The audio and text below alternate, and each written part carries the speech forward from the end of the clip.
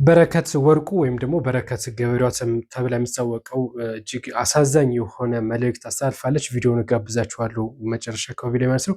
ነገር ግን ሀገር ውስጥ ስላለው ሁኔታ በርካታ ጉዳዮችን አንስታለች። በተለይ በኦሮሚያ ክልል ያለውን ሙሉ የእርሻ መሬቷን መመለሷንም ጭምር ይፋ አድርጋለች። በአፋርም እንደዚሁ ያለውን ሙሉ የእርሻ መሬት መልሻለሁ ስትል መልእክት እንደዚሁ አስተላልፋለች።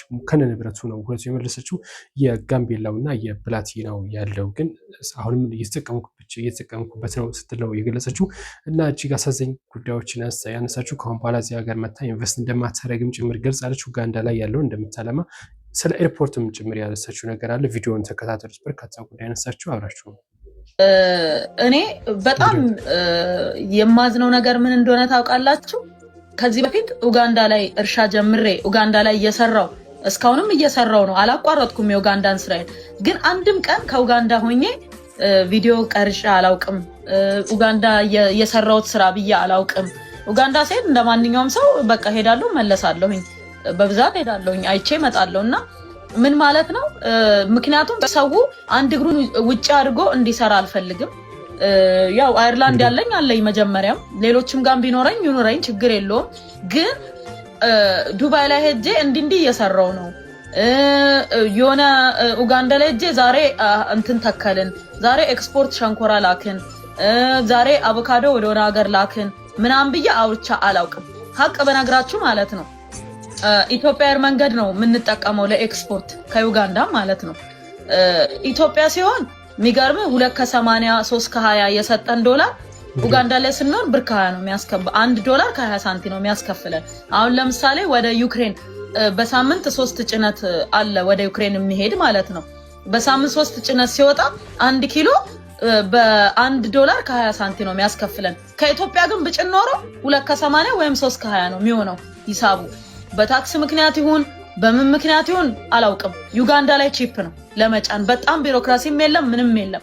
ግን ምንድነው እኔ ስለ ሀገሬ ብቻ ስለሆነ ሳሳይ የነበረው ይሄን ነገር ራሱ አውርቼው አላውቅም፣ ተናግሬ አላውቅም።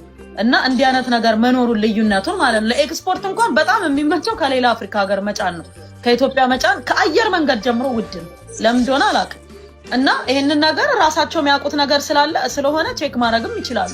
ምንድነው መሰለ እኔ ነገ ኡጋንዳን እያለማው ኡጋንዳን እያረስኩ አንጎላን